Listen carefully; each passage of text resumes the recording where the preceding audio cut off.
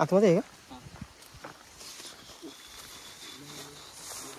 इकडं का इकडे सरळ सरळ तिथं पुढे कोपऱ्यामध्ये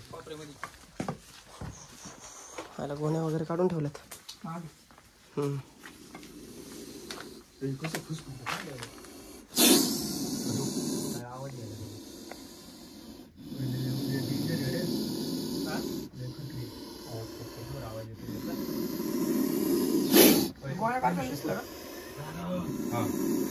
बाहेरून आला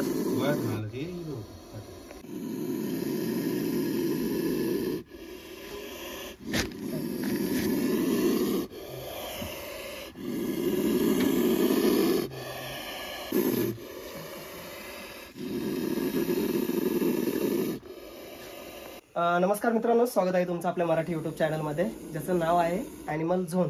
तर मित्रांनो, आता आपण स्नेक रेस्क्यू करण्यासाठी अकोले तालुक्यातील पिंपळगाव या ठिकाणी आलेलो आहे आणि सतीश गोरडे यांनी आपल्याला या ठिकाणी साप रेस्क्यू करण्यासाठी फोन केलेला आहे.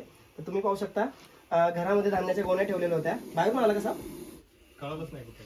हा का? शक्यतो बाहेरूनच आलेला असेल. आता शेतामध्ये घर म्हटल्यावरती त्या ठिकाणी उंदरांचं प्रमाण थोडंसं जास्त असतं, त्यामुळे अशा प्रकारचे साप आपल्या घराच्या आसपास येत असतात.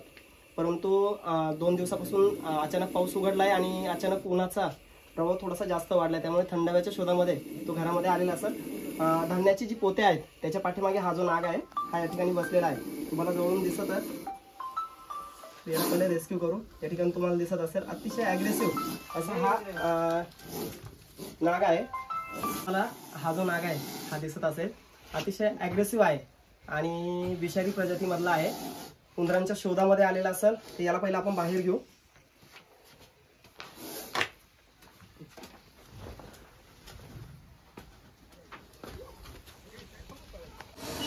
तर तुम्हाला दिसत असेल की जवळपास 5 ते 5.5 फुटापर्यंतचा हा जो स्पॅक्टिकल कोब्रा आहे आणि अतिशय रागात आहे. आता रानची वस्ती म्हटल्यावरती आपण जनावरांसाठी चारा वगैरे आणून ठेवत असतो, घरामध्ये धान्य वगैरे ठेवलेली असतात. तर त्या ठिकाणी उंदीर येऊन लपतात आणि त्यांच्या शोधामध्ये अशा प्रकारचे साप आपल्या घराच्या आसपास येत असतात.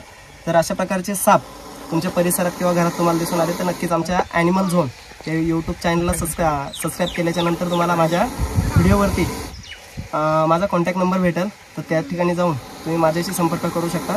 तर लगेच याला आपण निसर्गात सोडण्यासाठी पण जाणार आहे. त्या अगोदर याला पहिले पॅक करू.